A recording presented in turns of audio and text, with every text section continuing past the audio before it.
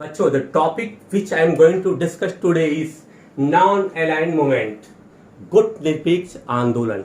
ये क्या चीज है? तो इसके बेस में जाए, बेसिकली कहाँ से शुरू होता है, इसके बैकग्राउंड को लेकर चलते हैं। 1945 में जब वर्ल्ड वॉर खत्म होता है तो वर्ल्ड बाइपोलर हो गया। एक पोल को कौन लीड कर रहा था? ईस्टर्न लॉबी, दूसरे को वेस्टर्न लॉबी। दोनों लॉबी कौन थी? एक one was being led by USSR and another was being led by United states of America. ठीक है। और उनके बीच में क्या हुआ कि इन लोगों ने भी अपना ग्रुपिज्म शुरू कर दिया और क्या हुआ? अल्टीमेटली कोल्ड वॉर स्टार्ट हो गया, आर्म रेस स्टार्ट हो गया, शीत युद्ध जिसको कहते हैं। लड़ तो नहीं रहे थे आपस में, लेकिन आर्म के मामले में एक दूसरे को काउंटर अटैक करने की तैयारी उन्होंने शुरू कर दिया था। इसका रिजल्ट तब लोगों ने देखा वर्ल्ड वॉर के बाद 1950 में, when north Korea invaded south Korea. तो जब लड़ाई तो नॉर्थ कोरिया साउथ कोरिया में हो रही थी, लेकिन वहां पर भी आकर के लोग कूद गए। कम्युनिस्ट कंट्री चाइना और यूएसएसआर, इन दोनों ने नॉर्थ कोरिया को सपोर्ट करना शुरू कर दिया।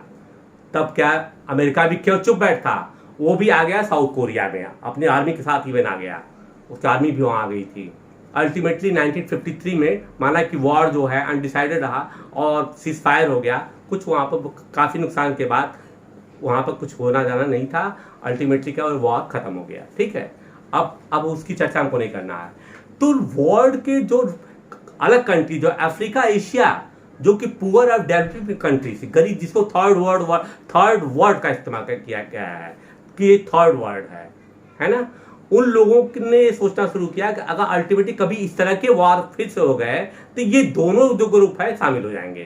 क्योंकि नॉर्थ कोरिया और साउथ कोरिया ऐसे कंट्री किसी लॉबी में नहीं थे, लेकिन क्या हुआ, ये किसी के साथ जुड़े तो अमेरिका और यूएसएसआर दोनों सामने आ गए। इन लोगों ने कहा भाई कि हमारी तो पोजीशन बहुत खराब, हमारी इकोनॉमिक पोजीशन खराब है, हमारी सोशल स्टेटस खराब है, हमको उस पर फोकस करना है, न कि आर्म रेस पे। हमको टैंक, फाइटर, एटम बम नहीं बनाना है। हमें तो अपने देश की गरीबी को खत्म करना, हमको तो पॉवर्टी को खत्म करना है। तब क्या हुआ कि इस बातों में वर्ल्ड लीडर आपस में डिस्कशन करते रहते थे। तो क्या हुआ, 1950 में बांडुंग इंडोनेशिया में एक कॉन्फ्रेंस हुआ, वेरी इंपॉर्टेंट कॉन्फ्रेंस है बांडुंग। वहां पर क्या हुआ कि वर्ल्ड के कुछ लीडर्स थे जो कि अफ्रीका एशिया के थे, उन्होंने मिलकर के आपस में डिस्कशन किया कि भाई हमें जो है गरीबी उन्मूलन, सामाजिक अर्थव्यवस्था, इन सब चीज़ों पे हमको फोकस करना है ना। और उन्होंने उपनिवेशवाद, कॉलोनिज्म को बहुत ही निंदा किया, कहा ये सब बहुत गलत हुआ, ब्रिटिशर्स की वजह से उन्होंने हमको चूज करके रख दिया। ब्रिटिशर्स ने, अफ्रीका हो चाहे एशिया, हर जगह फैले हुए थे अंग्रेज लोग। इन्होंने कहा कि नहीं भैया, अब तो कम से कम हमको इनसे दूरी बना करके ही रखना है। ठीक। लेकिन इन्होंने कोई फोरम नहीं बनाया। लेकिन उसी बीच में क्या हुआ कि 1961 1 सितंबर को एक समिट हुआ। वो समिट वाज किसके इनिशिएटिव पे हुआ था? The summit was initiated by Y stand for Yugoslavia. उनके प्रेसिडेंट थे mister Joseph Broz Tito. Next one is India, Pandit Jawaharlal Nehru, then the prime minister of India. Now Egyptian president, जिसको हिंदी में मिस्र बोलते हैं। ठीक है। यहाँ पे गमाइल अब्देल नासिर, घानियन प्रेसिडेंट वामे कुमा, इंडोनेशियन मिस्टर सुकार्नो। इन लोग के इनिशिएटिव पे एक फोरम बनाया गया। ये वर्ल्ड के टॉप लीडर्स माने गए थे, थर्ड वर्ल्ड के। ठीक है ना। थर्ड वर्ल्ड कहा गया, तृतीय विश्व का एक संज्ञा दी गई, उसको वर्ड से अलग मत समझिएगा आप। ठीक है। और इसमें क्या था कि ये श्रीलंका है ये। इन्होंने क्या किया कि कहा कि हमको वर्ल्ड के किसी भी ग्रुप में शामिल नहीं होना है, हम लोग आपस में ही सब कुछ करके म्यूचुअल कोऑपरेशन से हम अपना डेवलपमेंट करेंगे। अब आइए मेन समिट की तरफ हम चलते हैं। वो क्या था? 5th कॉन्फ्रेंस में जो है वो 76 में जो है श्रीलंका में हुआ। First time non aligned word दिया गया है। इंपॉर्टेंट थिंग, इसके पहले ये वर्ड अप्रूव नहीं किया गया था। लोग कहते थे हम नहीं रहेंगे, लेकिन होता था। दूसरा 7th कॉन्फ्रेंस जो है 1983 में न्यू दिल्ली में हुआ। ठीक। उस समय इंडिया की prime minister Mrs Indira Gandhi थी। 9th फोर्थकमिंग कॉन्फ्रेंस, जो आने वाला आगामी कॉन्फ्रेंस है, that is to be held on in Uganda in 2023.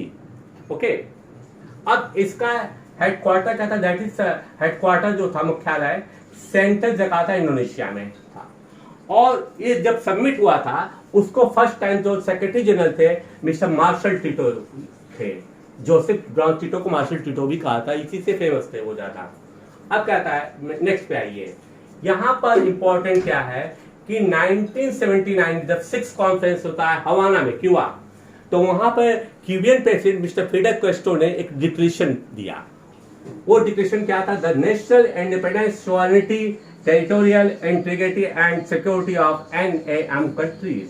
उन्होंने कहा कि जो गुटनिरपेक्ष देश हैं उनकी क्या है, नेशन, उनकी स्वतंत्रता, उनकी संप्रभुता और उनकी जो और भी जो तटीय स्थितियां हैं या उनके सीमा क्षेत्र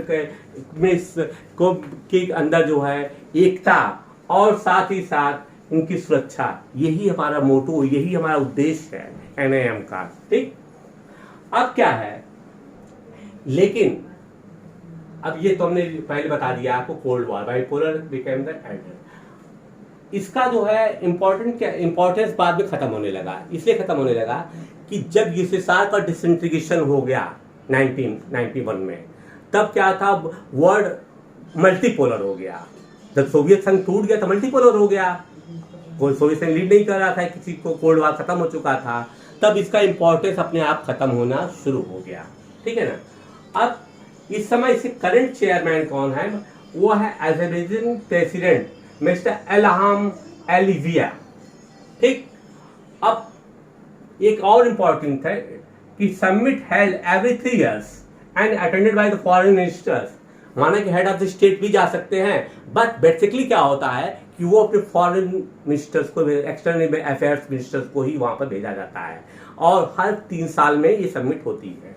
ठीक है, और एक ही इंपॉर्टेंट है, कभी पूछा भी जा सकता है कि देखो सभी अफ्रीकन कंट्रीज उसके मेंबर हैं, लेकिन south Sudan and western Sahara is not the member of NAM. That is why I have written here, every African country except South Sudan and Western Sahara is a member of NAM. ठीक, अब बच्चों हमने इस चीज के बारे में बता दिया कि नॉन एलाइंड बेसिकली क्या है कि अगर आप डेप्थ में जाओगे तो देखोगे कि इसका कोई बहुत इंपॉर्टेंस नहीं है। रीजन में कि इसके जितने भी कंट्रीज हैं मोस्ट ऑफ द, वो किसी न किसी लॉबी से इनडायरेक्टली जुड़े हुए हैं। कहने को तो फोरम है, फोरम था, है और रहेगा भी, लेकिन फैक्ट ये है कि ये किसी न किसी लॉबी से जुड़े हैं। खैर हमें उस पर चर्चा नहीं करनी, हमको तो NAM के बारे में सोचना था कि what is NAM, what is non aligned movement. ठीक है, तो हम उम्मीद करते बच्चों कि आपने जो गुटनिरपेक्ष आंदोलन या नॉन अलाइंड मूवमेंट के बारे में काफ़ी कुछ जानकारी हासिल कर लिया होगा। नेक्स्ट वीडियो में हम किसी और टॉपिक के साथ आएंगे। Until then, bye bye.